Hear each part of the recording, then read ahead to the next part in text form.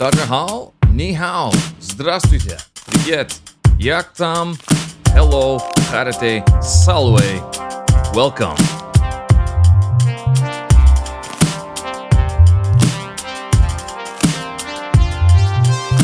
Steve, your Chinese sucks.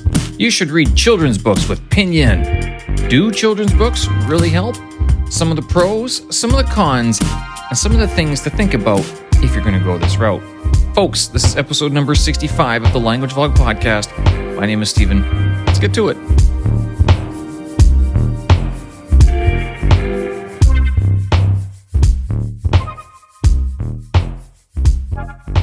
All right, so I joke, I kid, I'm joking around when I say that someone said that my Chinese sucks. Actually, that's not exactly what happened, but the topic did come up, and this sort of befalls all language learners as how do you improve your language over time, especially when you have been studying the language for a little bit, but you still struggle trying to talk about some of the everyday things.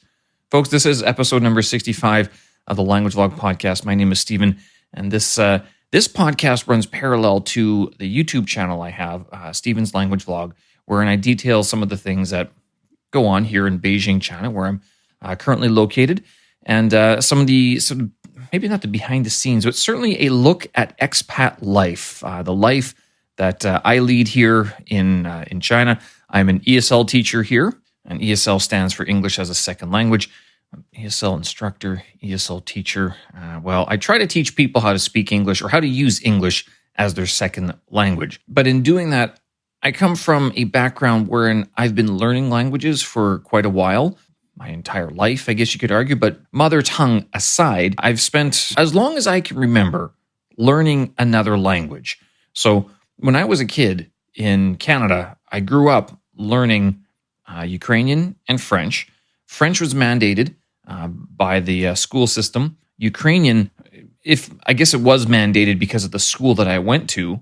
Then when I went to university, I started studying ancient history, and part of that led me to start reading Latin and ancient Greek. And then after that, when I graduated from university, I started traveling, and that's when I moved to South Korea, and I tried to learn Korean there. And I'll tell you, if there's one country I still kind of think, well, there's two countries I think I should have stayed a little bit longer in. It was South Korea. I only stayed for 1 year, and I did study a little bit of Korean when I was there, but I never really got to any level of proficiency. The other country that I wish I kind of would have stayed in a little bit longer is Ukraine. But the problem with Ukraine is that the jobs and the place where I was living in Kharkov, which that was in the eastern part of Ukraine, it wasn't in the western part of Ukraine, which meant that it was primarily or much more Russian-speaking than Ukrainian-speaking. And that's only important because my family sort of derives its lineage from Ukraine. We are Ukrainian Canadians. Now, fast forward a couple of years, moved to China 10, 11 years ago already at this point, and I've been learning the Chinese language for a substantial amount of time, basically. And even now, I will find, I find that my students, when they hear me speak Chinese, number one, some of them don't understand what I say. Now, that might be because of the accent that I have, and that sort of they're not familiar with someone who's not Chinese speaking Chinese. So it's not just tones, it's the way I actually say words with what I would kind of say is a harsh North American accent. And although that benefits me when I'm teaching class, ESL, I don't have a very thick English accent. When I'm speaking Mandarin Chinese, it can be very distracting for some people to get over that point, especially if they haven't had that experience of needing to learn or needing to understand what someone is saying. And this is a common issue that all foreign language students will encounter. Luckily for ESL students, particularly in the classroom, but also if they were to go live overseas or travel or study, the acceptance of English being spoken according to not just different dialects, but different forms of pronunciation is far more broad than a language such as Mandarin Chinese. And that could be for any number of ways, but I think it's pretty clear that English, given that it's such a global language, it's often understood regardless of its dialect and of its pronunciation or its accent. But the problem becomes, how do you move beyond that limitation where you learn more of the language? And I would actually say that this is where I believe that it's not so much your pronunciation so much as it's the vocabulary that you're using. And I have been a long proponent of learning to read and then increasing your vocabulary before you learn any sort of grammar points. Grammar is great if you want to make, proper good sentences and write in a sort of proper fashion. But in terms of communication, I think it almost goes without saying that if you don't have a good, broad range of vocabulary, then you're going to have trouble communicating with other people, regardless of your education level and where you are in the world. And so one of my students sent me this link to an article that described, or a video that had another foreigner living in China, who was using kids' books, ostensibly his kids' school textbooks, to learn Chinese. Now, I've seen these textbooks before.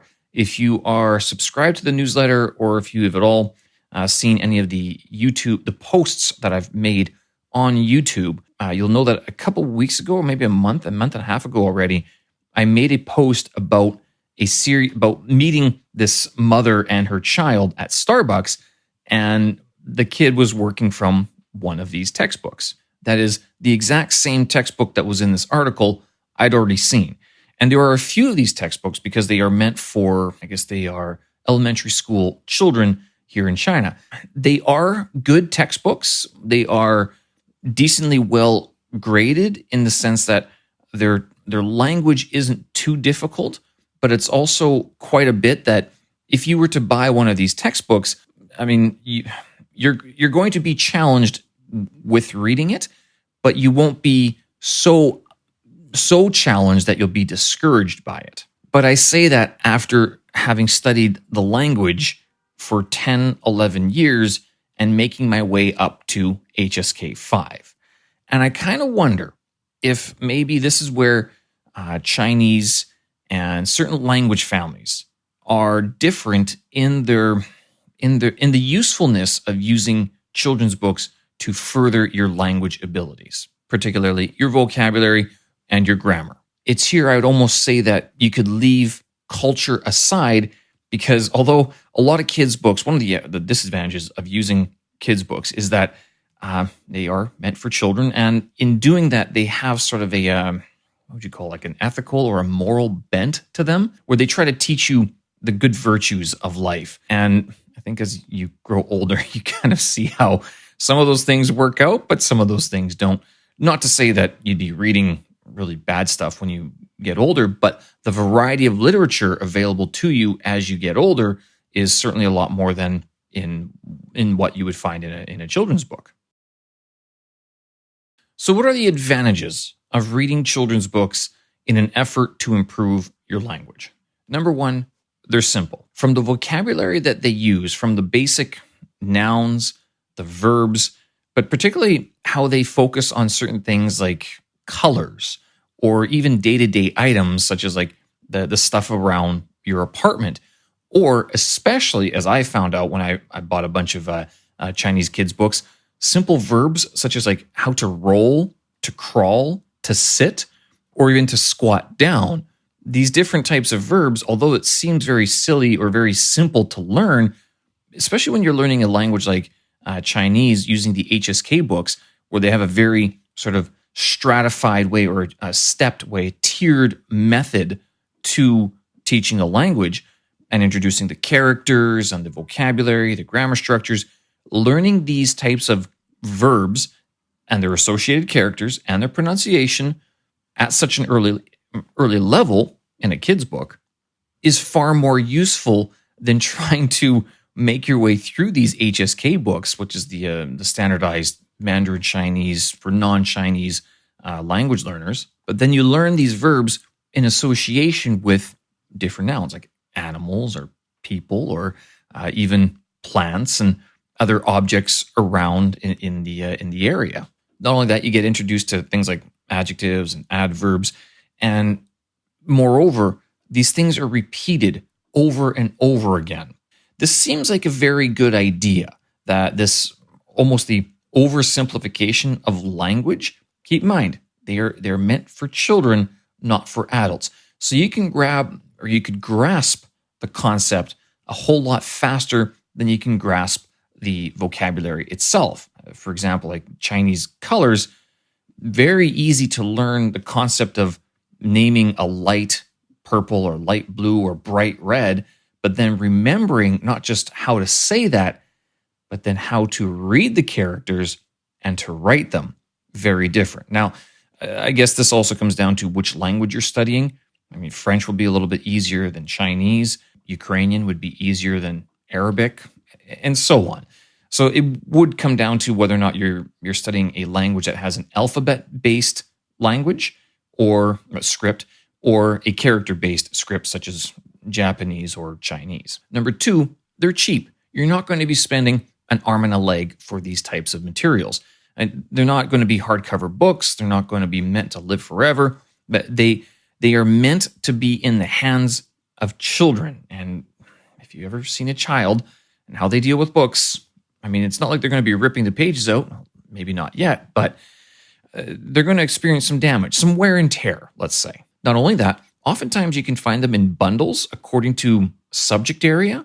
So most recently, my purchase was a series of children's books that dealt with the natural elements. So different subjects that would be taught to kids, namely like plants, culture, so like Chinese culture, outside of Chinese culture, so Egyptian culture, for example, ancient Greece, dinosaurs. I thought that was kind of neat as well. So you can get these sort of topic or subject-specific books that all deal with that type of vocabulary.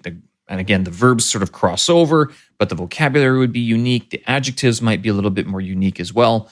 But you can buy bundles of these things, and usually for a decent price. So simple and cheap. Next, I would say they are natural to an extent. And now, again, I've mentioned that they are very simplified for kids, but it's a very good starting point to learn the basics of a typical sentence. Now, granted, if you were to use these sentences, if you were to mimic these sentences in your everyday speech, people will say that you sound like a child. Much like, as I studied HSK, these the 6 levels or the 5-6 levels for Chinese, people said that I often sounded like a textbook. And the reason why is because I was studying textbook Chinese, which is what the HSK books are for. Those HSK books, the Hanyu Shuiping Kaoshi books for non-Chinese language learners, are meant to help people not just learn the Chinese language in a sort of a more formal setting than TV, but they're also often coupled with university programs. So if you come to China and you want to study at a university, usually they have a language requirement, similar to how a lot of universities in Canada, United States, or the UK or Australia have language requirements. You have to prove language proficiency before you can receive your diploma or your degree. So likewise, when you come to China, they ask that you achieve somewhere around an HSK 3, possibly an HSK 4 if you want to graduate from an undergraduate program here in China. That goes up, HSK 5, the higher you go, graduate, and then PhD is usually HSK 6 or above. But to bring it back to the whole idea of natural speech, again, it's simplified speech, but natural in the sense for 2 reasons. One, the basic sentence structures, again, are meant to teach children the way to speak and to understand how the logic of the language works together. The other way that it's natural, and you're not going to find this in many other textbooks, automatopoeia. This sounds so odd to say, but you ask anybody, and I remember the first time I saw the word ha ha ha in Chinese. When I went to translate it, it translated ha ha. But me, new to the Chinese language, I'm thinking, well, what does this mean? Ha ha. Is this another word I'm supposed to know? What sort of abbreviation is this? No. It's the sound of laughter in Chinese. there are other ways to do this as well. Now, not only for laughter, but for dogs barking, cats meowing, dinosaurs roaring. How do you say those things using the script and using the sounds of your target language? Not only that, how do you write them or read them? Or a door slamming, a bell ringing. What are the automatopeic characters and ways of expressing these different situations? So again, being simplified for children, but also very natural in that it teaches you these things that you're probably not going to hear or read in an older person's book. And the final good thing about using children's books to increase or to improve your language learning is that they often come with audio. So whether it's an MP3 or maybe it's one of those books that has the audio, like you press the button, like we're talking like for babies and toddlers where you press the button and it repeats the word. I think maybe that style has gone by the wayside, but they still do exist. And I'm not sure what people would think if there was a grown man or grown woman, maybe not so much a grown woman, but a grown man with a children's book in a cafe pressing the buttons like purple, bird. Not sure how that would go over in the cafe. So user discretion is advised. Sidestepping the comic element of this, they do come with audio very often.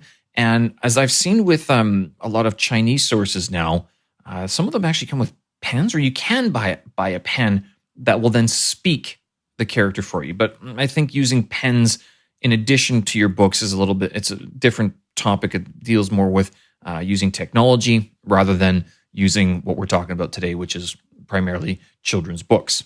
So with that audio comes the ability to hear how the language is spoken, the natural intonation as well. And then you can also take it with you. So you might not be able to carry the physical book with you or PDF or whatever, but you can take the audio with you and listen to that as you go. And in doing that, especially as an older learner, aware of the different methods and ways and means that you can study a language, you could listen to that audio file, picture the words, and then, if you really want to challenge yourself, use it as a dictation exercise. And I'm thinking in terms of Chinese here, where it can be difficult. It's one thing to read the text and go, okay, I got it. The next thing is to understand it, okay. But then to listen to someone dictate the language or the sentence to you, can you write down what they're saying? Not in pinyin, but in the characters. So again, simplified language, slow speaking, natural. Hey, how do you write those characters for a clang or ha ha ha or opening a box or a lid or something like that? Not only that, the different colors and the adjectives and the adverbs. So this one material, although very simple, can become a multifaceted way that you can improve your language abilities. So to sum up the good things about using kids' books to learn or to improve your language, we've got that they are simple, they are cheap, they are natural, including automatopoeia, that is the sounds of different things in life. And then also some of them come with audio, which you can use in a variety of different ways as well. But what about the downsides, the cons of using kids' books to learn a language? Now, first off, I should mention that when I say to learn a language, you are not going to learn the whole language from these kids' books. It's kind of easy to think that just like children sort of have multiple inputs, not just books, but they have TV, they have their parents, they have school. Not even that. The whole point here is that even with children's books, there's only a certain level that you can hit with that type of language, that type of vocabulary and grammar. But not only that, the amount that you'll be able to use these books. How many times do you read a book? How many times have you read a book in your native language as opposed to your target language? Maybe once, twice, maybe twice. If there's ever a good vote for having a library card, it's how many times you actually read a book or how long it takes you to read a book over your lifetime. So before we delve too much into the disadvantages, when I say that you're using kids' books to learn a language, it's not like you're only going to be using children's books. That is simply trying to go through a children's schooling or children's education at the school level to learn the language. Although that seems to be what could happen. The fact is that even children, they will have multiple inputs. So they won't just have the book that they're reading, but they'll have, school, their teachers, their parents, the day-to-day sort of interactions with people, TV as well. So, and a lot of stuff is sort of geared towards that level of language.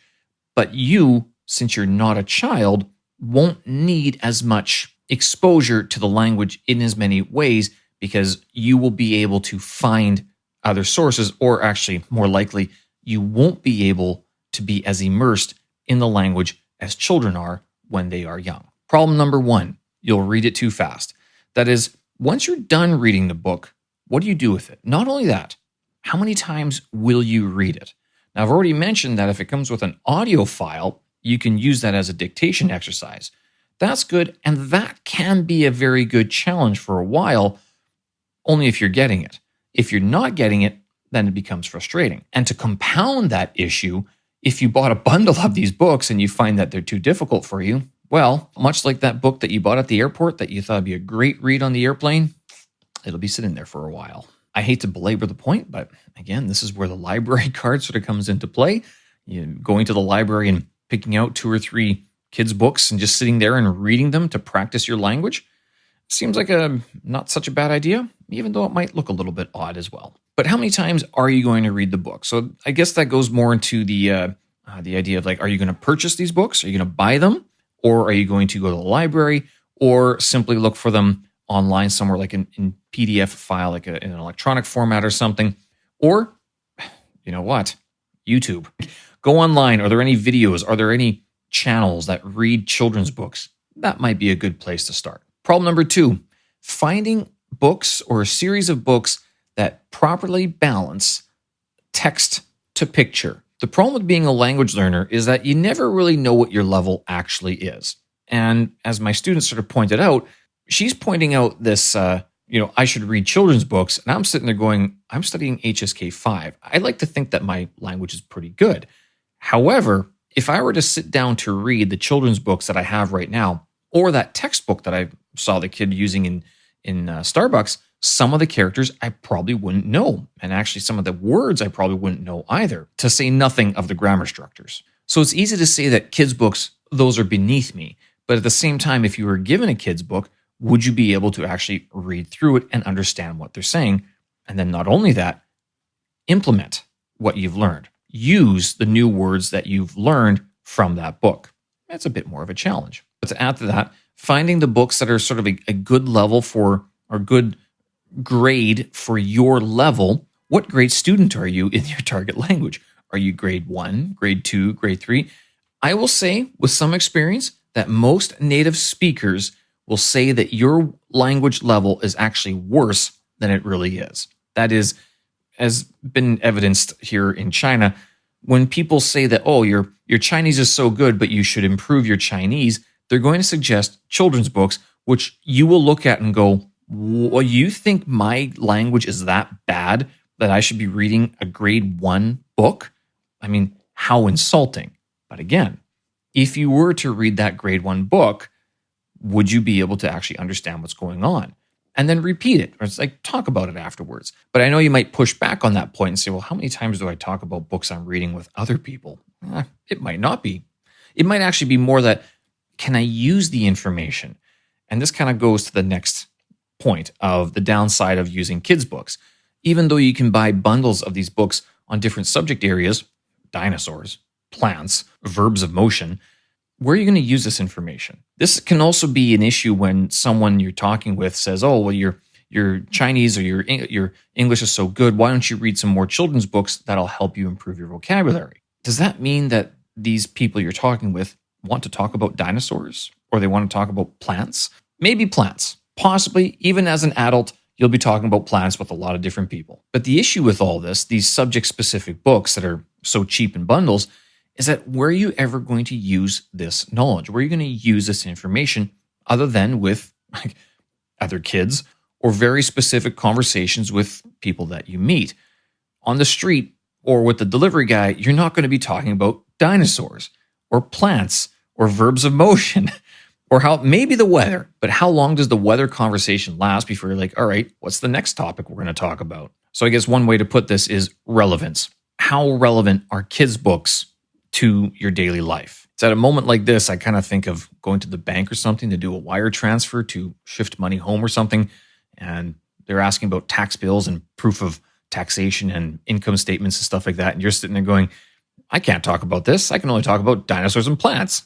What do you do then? You use the dictionary on your cell phone, of course. So then it kind of begs the question, why bother learning a language anyway? Oh man, this didn't go the way I thought it would. So following on from this relevance is the practicality of the different language bits you're going to learn from these children's books.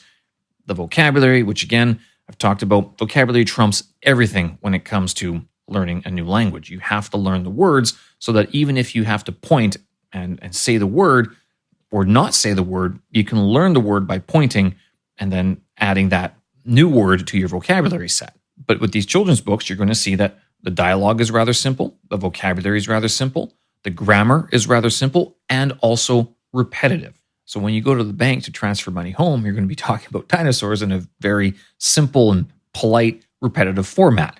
Not sure if that's going to get your money out of the bank very quickly. So it's not just relevance in terms of subjects, it's usefulness. It's the practicality of the language that you're learning. How are you going to use the language you've learned from these children's books in your everyday life? And finally, the last little bit that I'll mention here in terms of using kids' books and the idea of using simplified materials for your language learning. And I'm not sure if this is a pro or a con and an advantage, but it comes down to the challenge of what you actually want to learn. So for me, I know it's interesting to learn about space and elements and how the world works and things like that, and even how to take care of plants. But the reality is that what I kind of want to learn every day is more about, well, computer automation, film editing, how to edit videos faster, how to do it better. Not only that, economics or finance, reading about financial matters in English, like what's the current interpretation of the markets. So, and these, I guess, would be more grown-up materials than they are children's materials.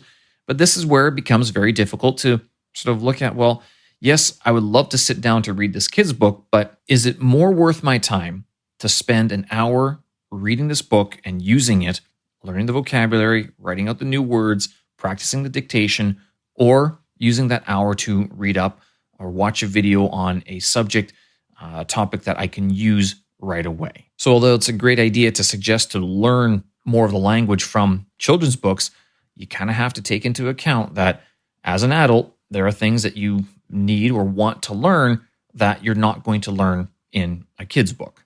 So what do you think? Kids' books or not? Have you ever used children's books to improve your language in another language that you're studying, whether it's Chinese, French, Ukrainian, or whatever? What were some of the words or words that you learned from these books or grammar structures?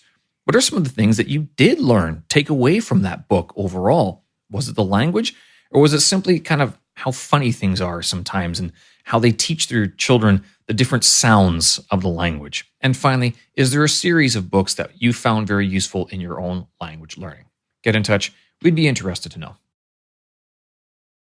All right, with that, folks, we'll end it there. Questions, concerns, comments, or suggestions, please do get in touch.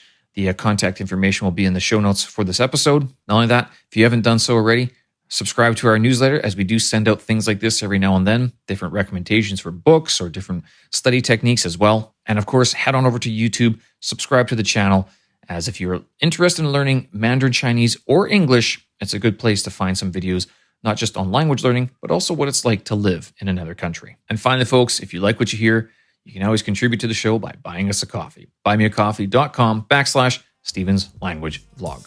And don't forget, if you need any help with your language studies, please do get in touch and we'll see what we can do.